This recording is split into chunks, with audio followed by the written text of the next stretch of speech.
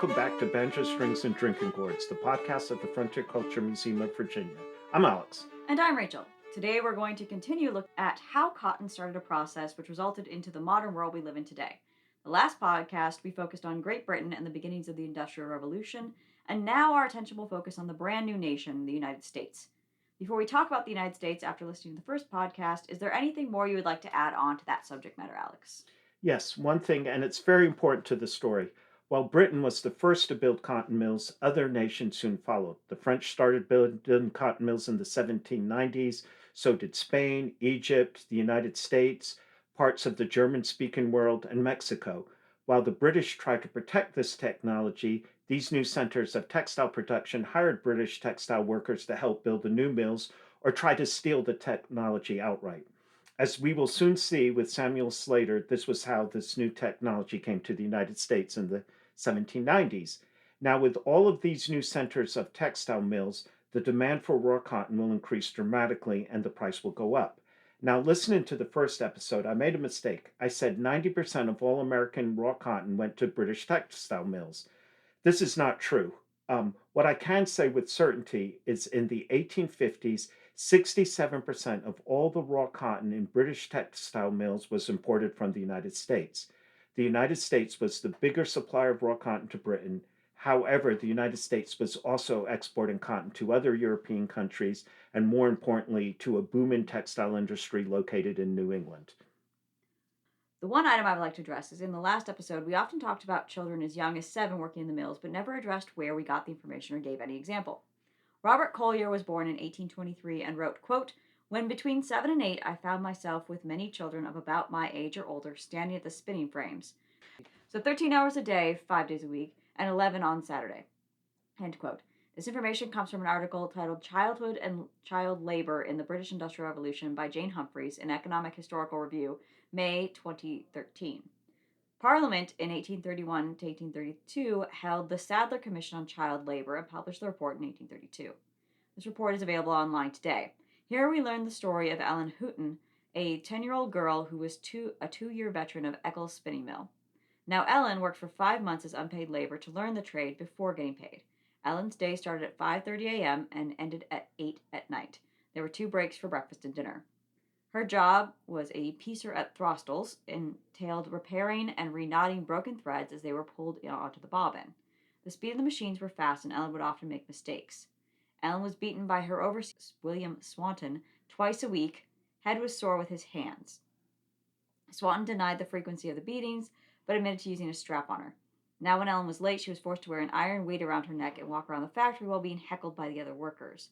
Now, Swanton, the factory manager, and her mother say Ellen was lying. Ellen's story was used by activists trying to reform and improve the conditions of the wage laborers, and since the story was fairly damning, management pushed back strongly, claiming the story was a lie. Ellen's mother, there was no father, called her a naughty and stupid girl, but she was in a desperate situation herself and needed Ellen's wages to survive, and her job most likely depended on her casting doubts on her daughter. There are so many accounts like this in the Sadler Report. Historians studying Ellen's case believe the story was true and not embellished. Yet, from these heartbreaking accounts, workplace regulations will pass, including rules and regulations in regards to child labor. Ellen disappears from the historical record, but her gripping tale, one among many others, is also a part of the Industrial Revolution. Now we finally turn to the United States and cotton, a tale of two halves who do not see eye to eye. Thomas Jefferson believed the best chance for the new republic to survive once the Revolutionary War ended was to be a nation of farmers, really a nation of yeoman type farmers, and not follow the British path of urbanization and industry. Alexander Hamilton, on the other hand, believed the best chance for America to succeed was to industrialize and to compete with Britain and Europe on an equal footing. Now, America was a nation of farmers. Up to 1830, 90% of all Americans worked in agriculture, compared to 30% working in agriculture in Britain in 1830. Yet Hamilton was able to establish a national bank based on the British model, secure debts, and reformed financing in the new republic. Hamilton also got the government early on to promote industry via subsidies until these new industries can compete with Europe. Really, what Jefferson and Hamilton were doing were preparing material for Broadway. Now, the big difference between Britain and the United States was land. America had lots of it in population, unlike Britain, which was underpopulated. Therefore, Americans were much more willing to accept new labor saving devices than the average British person. There was no Luddite movement in the United States. The Revolutionary War cut off textiles from Britain. These textiles mostly were wool and linen. There's only a handful of cotton spinning mills in Britain at this time. However, this pushed a few plantation owners, mostly in the Carolinas and Georgia, to start growing cotton as a way to provide cheap fabric to clothe their slaves.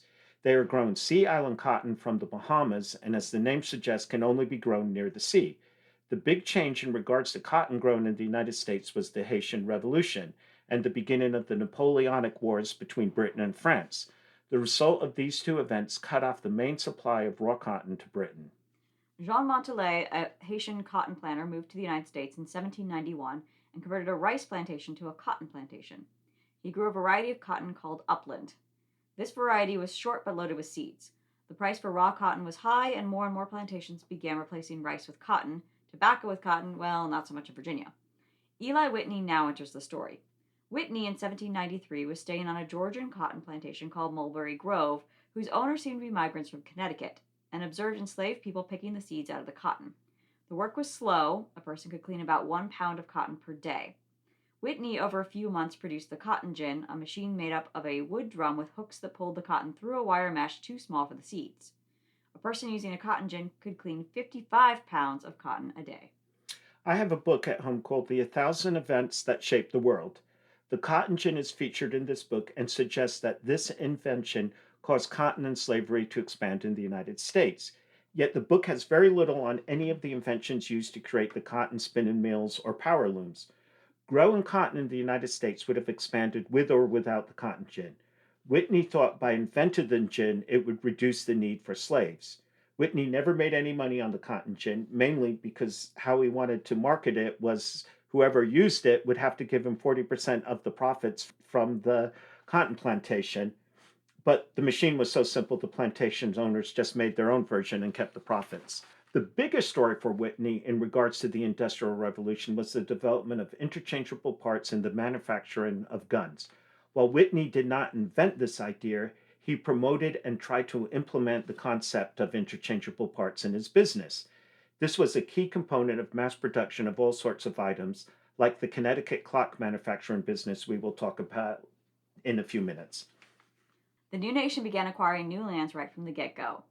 The Louisiana Purchase was in 1803, Florida was added to the Union in 1815, and Texas was added in 1845. The policy of the United States in these new lands was to kick the native populations off the land and settle them west of the Mississippi, mostly in Oklahoma. The Creek Nation was forced to give up 23 million acres in Georgia by the Treaty of Fort Jackson in 1818. The Choctaw Nation lost 5 million acres in 1819 in the Yazoo Mississippi Delta in return for inferior lands in Arkansas and Oklahoma.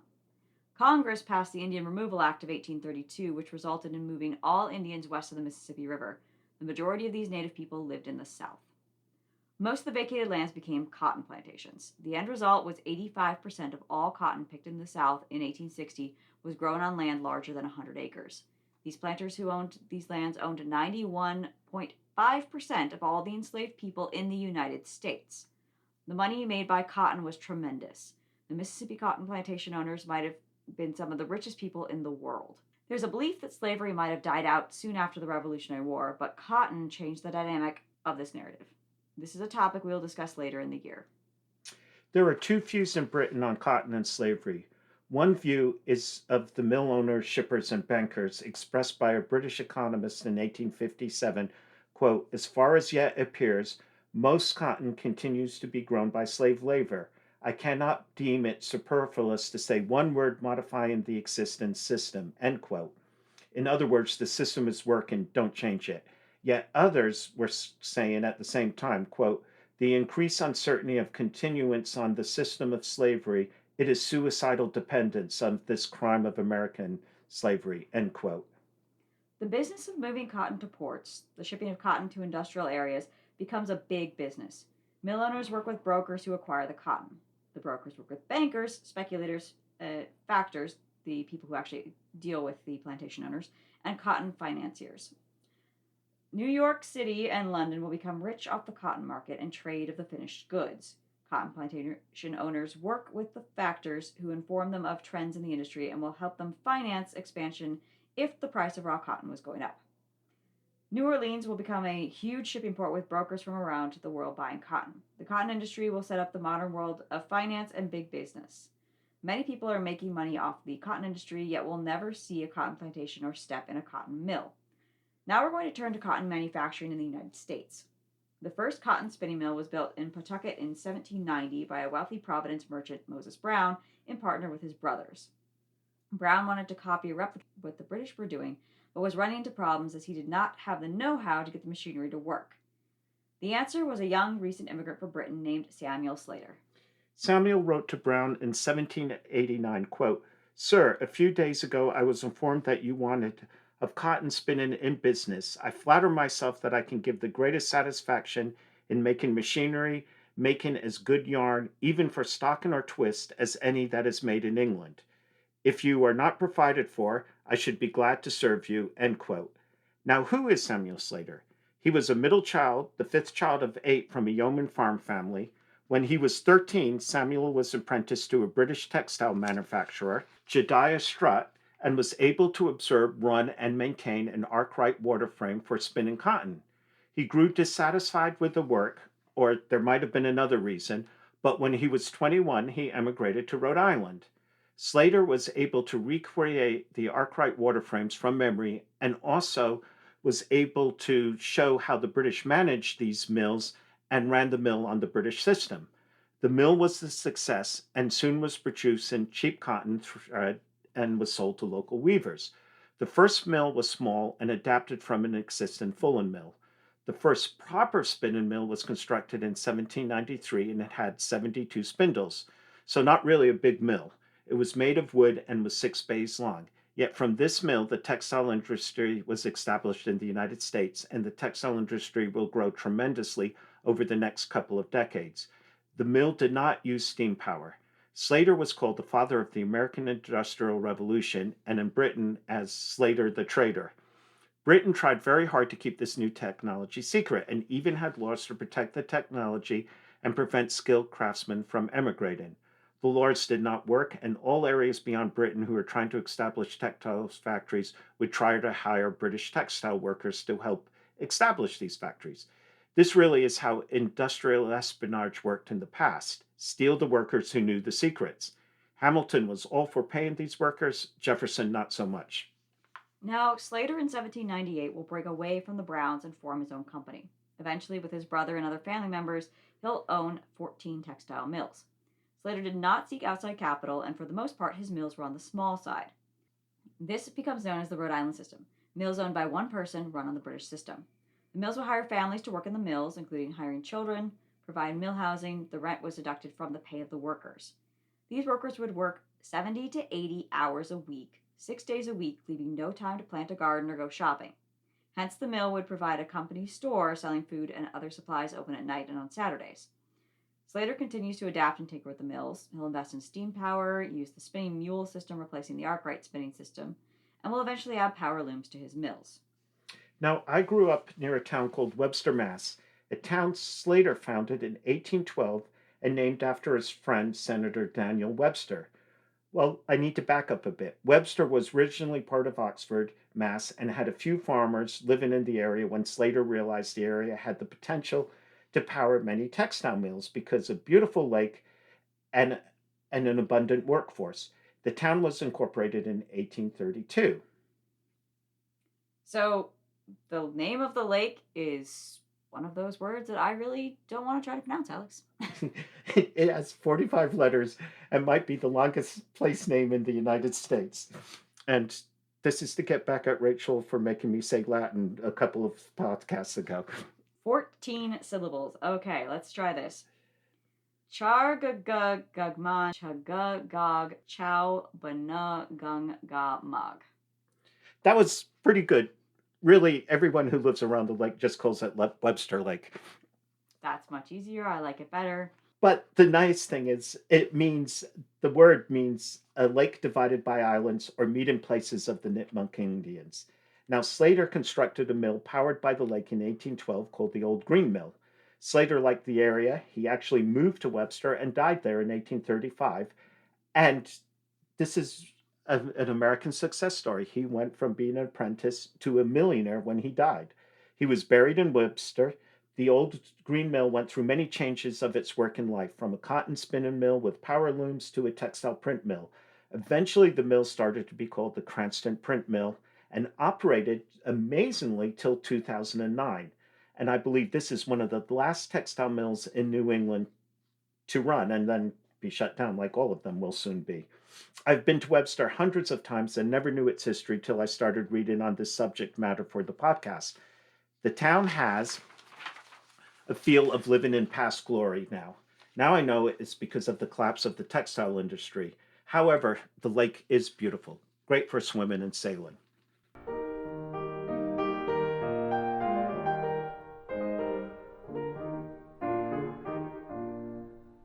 Now we're going to talk about a group known as the Boston Associates, led by Francis Cabot Lowell. Lowell toured England from 1810 to 1812. He observed firsthand the mechanical success of the cotton mills and at the same time was horrified at the working conditions of the wage workers and the very unpleasant look of industrial cities like Manchester. When he came back to Boston, he formed the Boston Manufacturing Company with many partners and a Native American mechanic called Paul Moody. Moody really was the key to the success of the Boston Company as he figured out how to make a power loom, the first in the United States, and years before Slater and his mechanics figured it out. They set up an integrated manufacturing mill where all the steps to make cotton cloth were all in one place. The only problem was they built the mill on the Charles River in Waltham, and they could not generate the power needed to successfully run the mill.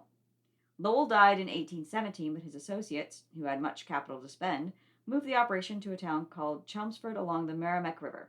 Now, the Merrimack River drops 19 feet in rough rapids in under half a mile, and interestingly, a canal was recently built called the Pawtucket Canal. New Englanders seem to love the name Pawtucket. That follows the Merrimack River from New Hampshire and inland Massachusetts to the Atlantic. Hence, Chelmsford was the perfect place to place a textile mill.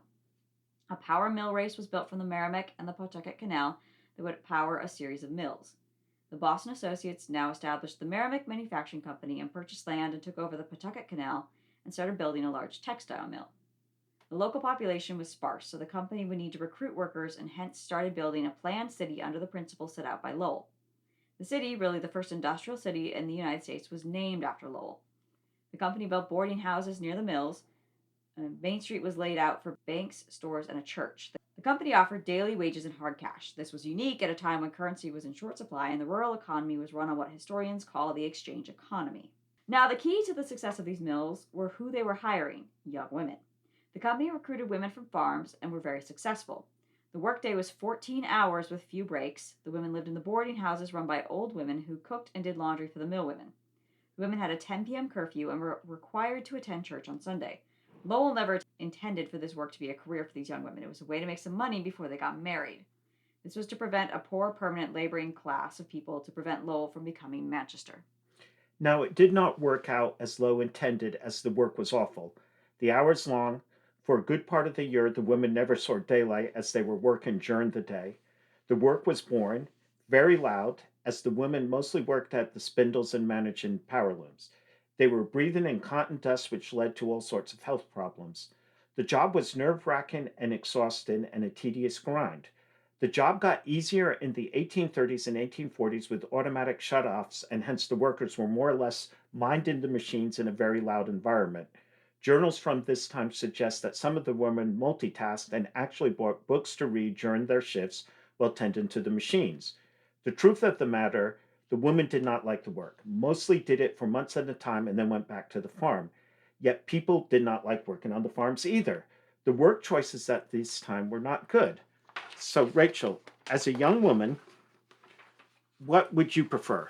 Backbreaking, mind numbing farm work, or even very boring, loud, and sometimes very stressful, de skilled labor factory work? So, for one, let me just say I'm glad that we live in modern times and don't have to make this choice. But I find this an interesting question, especially after the previous episode where Naomi was discussing some of the rapid changes happening in agriculture at the same time. Now, in Massachusetts, some of the agricultural improvements were happening much later than elsewhere, just because, again, they're smaller farms, rockier farms. So they lingered in the essentially 17th century, early 18th century style of agriculture much longer. If there had been improvements on site, I'd say agriculture, just because it's a set way of life. You get to take breaks when you want to. You're not don't have as much oversight. Basically, your life is not as controlled. Yes, it's dictated by the weather, by the seasons, but you get to make slightly more choices than you do in a factory setting. Now, here's a wild card. Another job that's becoming available to young women is being servants, especially to the rich factory owners. Um, so, what about being a servant or a factory worker? In that case, I would say there's so many dangers for women in a servile class because, of course, you're not as attended. Yes, you still have your life structured around someone else's requirements, but you don't have as many protections as you do in a factory setting from, say, a lecherous master. So in that case, I'd almost say banding together with the factory women, making at least friends and having some protection that way would be my guess is what I would prefer to do.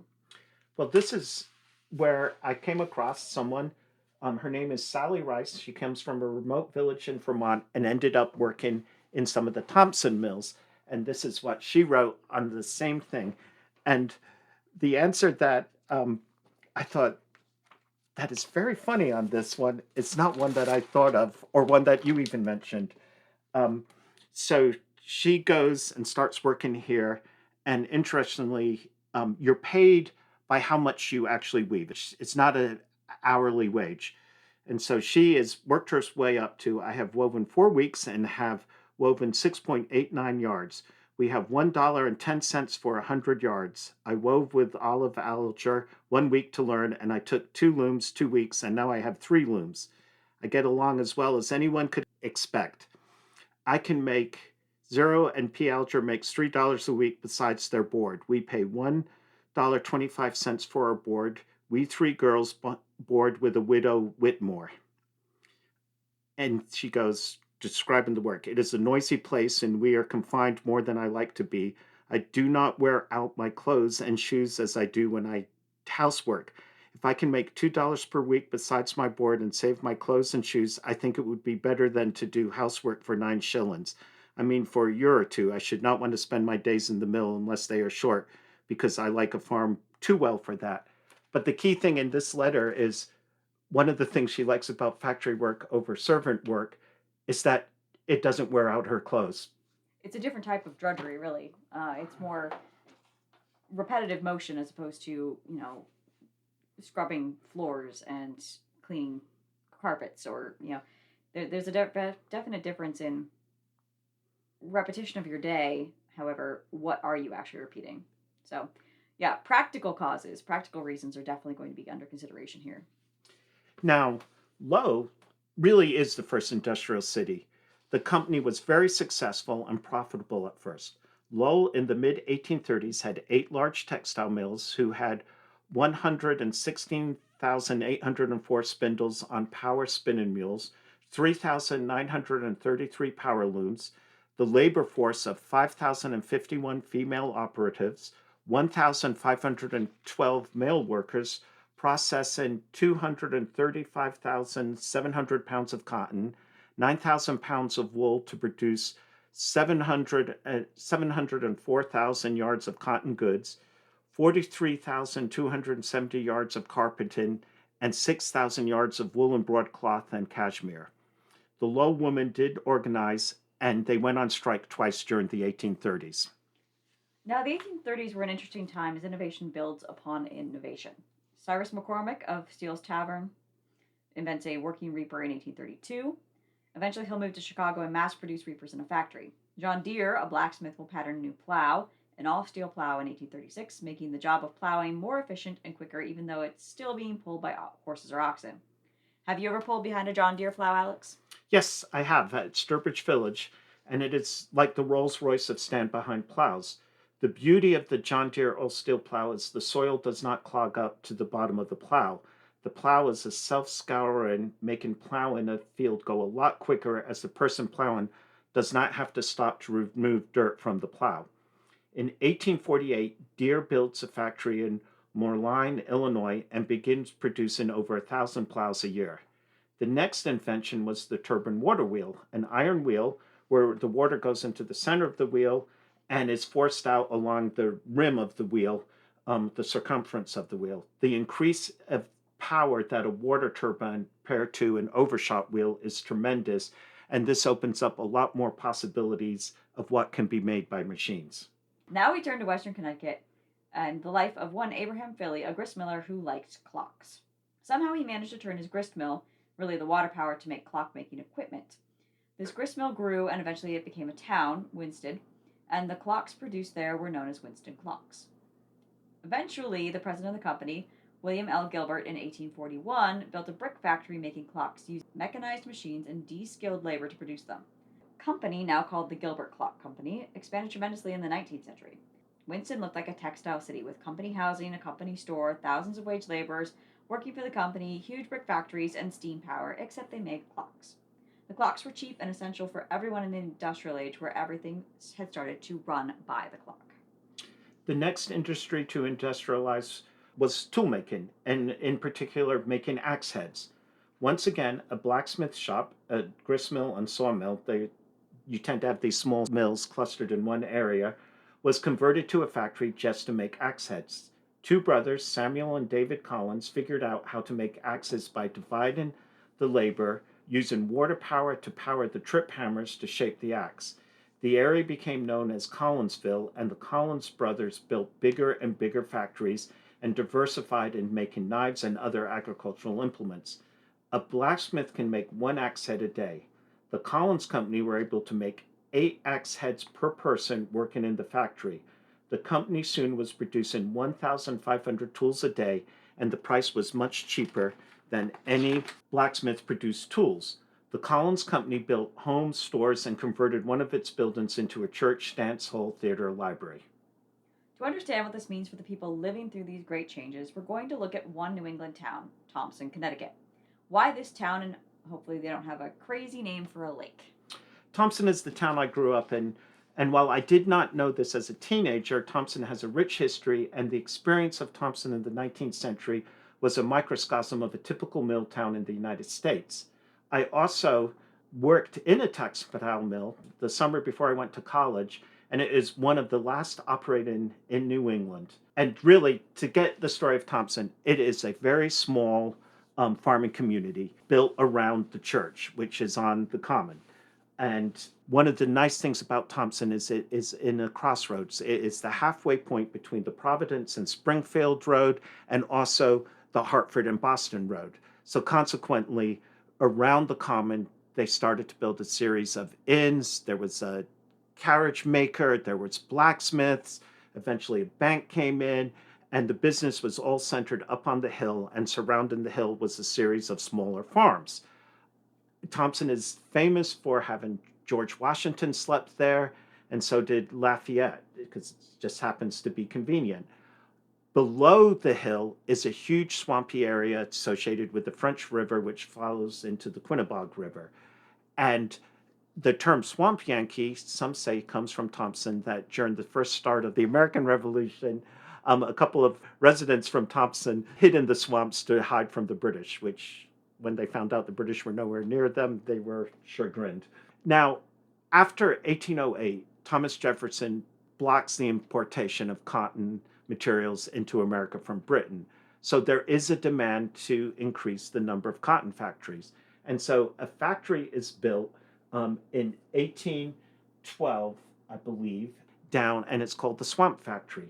It is a wooden building. It is 60 feet by 38 feet. It's very small and tends to operate in a very swampy area.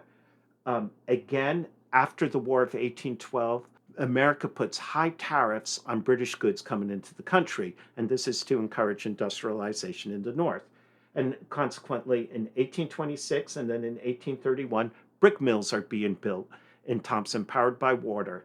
Um, Soon there is another mill, a stone mill built, and then as the Civil War goes, there's more of a demand, and a bigger mill in 1862, which was still operating when I was going to school in the 1970s and 1980s. Then in 1872, an even bigger mill was built, and this was still standing, and it was one of the biggest mills built in Connecticut up to that time. Now, at first, the labor and the letter we read from Sally Rice is someone who worked in some of these mills.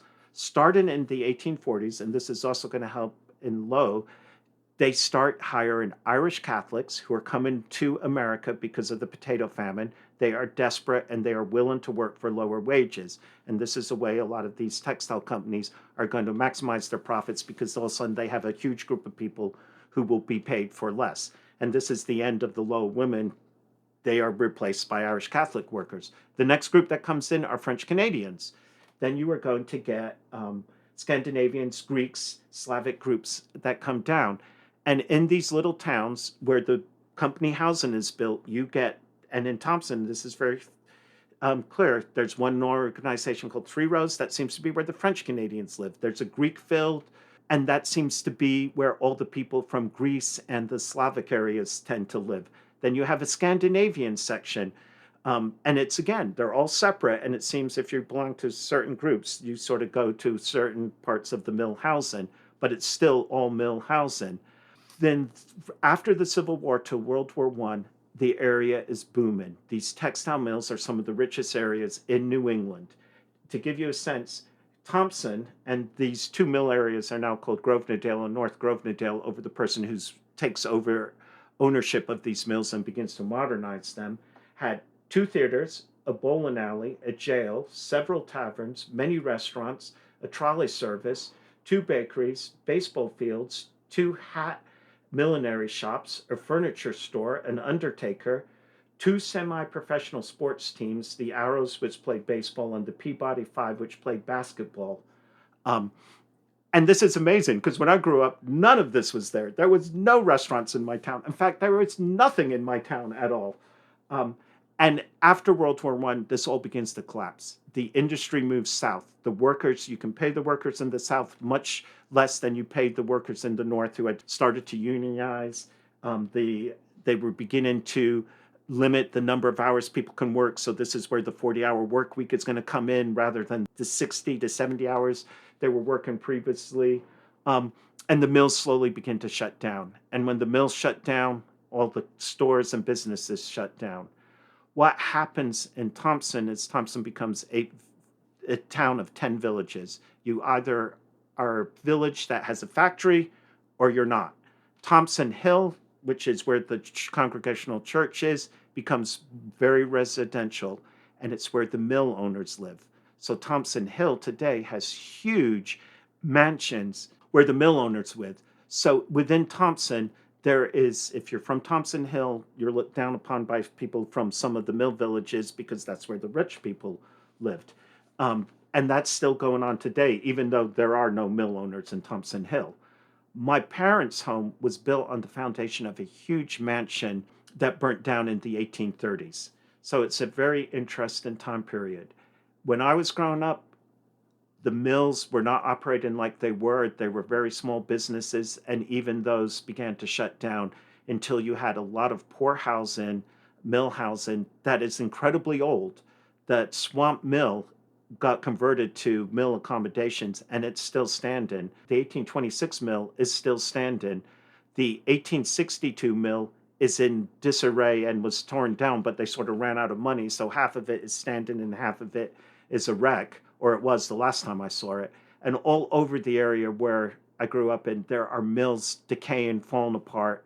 And the mill I worked in Blueville, which is a stone mill, was producing woolen yarn for making carpets, part of Hale Manufacturing, and Hale Manufacturing went out of business in the 80s. And I think that was one of the last woolen textile manufacturing in Northeast Connecticut. So that's interesting because that is, again, a microcosm of just how important these factories become. And then what happens when they fail, as, of course, progress marches on and society as a whole changes, especially our industrialization.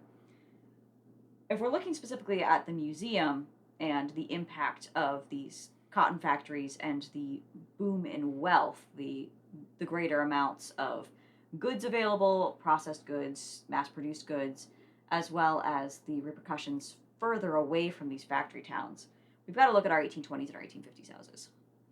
So 1820 is really, the 1820s are kind of, as we've said, that kickoff of the industrialization. Virginia is not seeing as much of the back end of that. They're not seeing as much of the repercussions. Now, The family that we talk about that built our 1820s house, they're a different subset. They're not directly impacted by this. Yes, they are eventually going to have more money, especially by 1820, third generation. They're established. They have a lot of acreage. They're very successful farming. But that doesn't mean that necessarily have the direct economic impact of greater goods. Yes, we have some processed uh, bolts of cloth being produced, being accessible down here, but we're still pre-train. We're not getting as much of the goods disseminated. They have the disposable income, but they don't have quite as much to spend it on. And it's also where, if you go to the museum, you will see that is the farm where we spin, and we are spinning wool into thread. And it's because we know that the Bowman children were doing that because we have documentation that they were doing that as a way to make extra money. And it makes sense because Timberville is so it's not off the beaten path for the time period, but it's not connected to a canal or any railroad. So any goods that are coming in there are still going to be pretty expensive, even if they are produced in a factory. And even if they're not expensive, it's limited by when the wagon trains can get down the wagon road after the snows. So it's very seasonal with what they have actually good access to of goods coming from outside the valley. The other thing is that yes, they've got leisure time. We know that these girls are mostly spinning as a hobby to earn some pin money. But again, what are they going to earn the pin money? They're going to spinning because it's not accessible in the valley for others who want to actually purchase it. So that's kind of a big indicator there is that if you want to make some money, you're still involved in the textiles, you're still doing it by hand because the full impact of the industrialization in the north has not fully gotten down to the south, or at least has not fully gotten down to the more inaccessible areas of the south, like the valley. Now, 1850, on the other hand, 1850, we've got trains. That means the raw cotton is going straight up from the deep south, from the plantations. It's being directly brought to the factories. The factories can then ship their goods pretty much anywhere because 1840s we really see that industrialized boom of the railroads and a lot of canals as well. Can't actually say canals ever really stop until we get into much later in the 19th century and even the 20th century. But with that advent of the trains, all of these smaller trunk lines, you've got connections, places, you've got easily accessed goods. So, yes, economically, the Bargers are not doing quite as well as the Bowmans. We can say that they're doing really well for where they are, but overall, in the grand scheme of socioeconomic scale, they're not great. They're not, but they've got access to more goods. They've got access to more produced goods, mass produced goods that are cheaper. They can buy more. The entire economy has changed. It's also changed up what socioeconomic status means essentially as well. And one of the ways we show this, and there's slight differences, but there are important differences. Um, well, one of the things is tools should be cheaper, so they should have more access that which they're buying at a store, not at a blacksmith. Um, we should have more clothes about. This is a time where cotton clothes are going to be cheaper. You're not going to have one or two sets. You might have three or four sets. So you might have your clothes for working, clothes for dressing up, going into town. Um, you should be able to start buying more furniture because furniture is soon going to be produced in factories rather than a local cabinet maker. And I believe we have six chairs that are around there, and I believe those would have been produced in a factory. And one of my absolute favorite indications of the accessibility of mass produced goods is the transfer printed ware, the actual table service. One, we can start getting these mass produced, cheaply done transfer printed wares, great designs, beautiful designs, but it's basically like sticking a sticky temporary tattoo on top of your ceramic with your pattern on it, throwing it in, glazing it, then throwing it in your kiln, and you've got, for the first time, easily accessible matching tableware. So you've got bowls, dishes, platters, all with the same pattern. That's something you're not seeing in the 1820s because you just don't have the access to it. Also, you don't necessarily have the technology yet. But as industrialization improves, yeah, we can have a nice matching table service that looks like something extremely expensive that's made very cheaply in a factory just basically by stamping the design on. The thing I think we do need in the 1850s farm might be some sort of rug because rugs start getting mass produced and are more commonly available. And that is just an indication that we don't have it, that we've got the painted floor cloths of how socioeconomic status is changing. That, you know, 40 years before, the 1850s farm would have been comfortable, would have been maintaining itself. But because they can't use the new tools, they can't use the agricultural mechanization because of the basically the topography. It's far too rocky, it's far too hilly to actually use a reaper. That they're still maintaining themselves the way you would have in the early 19th century. So on par with farms who are able to get more land, able to use these new mechanizations, they're kind of falling behind the times. And that is another thing which we can sort of show at the 1850s, as we were mentioning. Farms like that, which are just marginal, can't really improve, are soon going to go under, or they're going to have trouble competing with the bigger farms. And this is where you're seeing movement west, which is also interesting because the movement west being we've got new mechanization of not only the industrial areas but also of the agricultural areas, and those trains are connecting everywhere now. So we've got westward bound trains, we've got westward bound wagon trains, we've got westward bound goods. So you're not giving up as much to move out west and restart as you would have if you were moving south from Philadelphia with the waves in the 1770s and in through the 1820s. Well, I hope that shows how the world is changing and changing in the time period that we're showing. And one of the things, if you were going to compare our earliest farm, which is the English farm, to our latest farm, which is the 1850s farm, the English farm is a wealthy farm for the time period. The American farm is not. The American farm should have more stuff that makes modern day life more comfortable. And really, back to our main point of not only this episode but the previous episode, is just how much cotton actually played a role in that change. And so hopefully now you understand that, yes, cotton, this little plant that we don't think about, even though we wear it almost every day, had a massive, wide ranging impact on everything in daily life in the 19th century. If you enjoyed this episode, please make sure to subscribe. Banjo Strings and Drinking Gourds can be found wherever you get your podcasts, and also we drop 2 episodes a month. If you're in the area, come on down, and we're going to be going back to our regular season of being on site in costume. It's starting in the middle of March. So we have a lot of events coming up. We've got our Fiber Festival, our Wool Weeks, May Day. All of those are coming up very, very quickly in our spring season. So we hope to see you there. Well, thank you very much for listening to our podcast.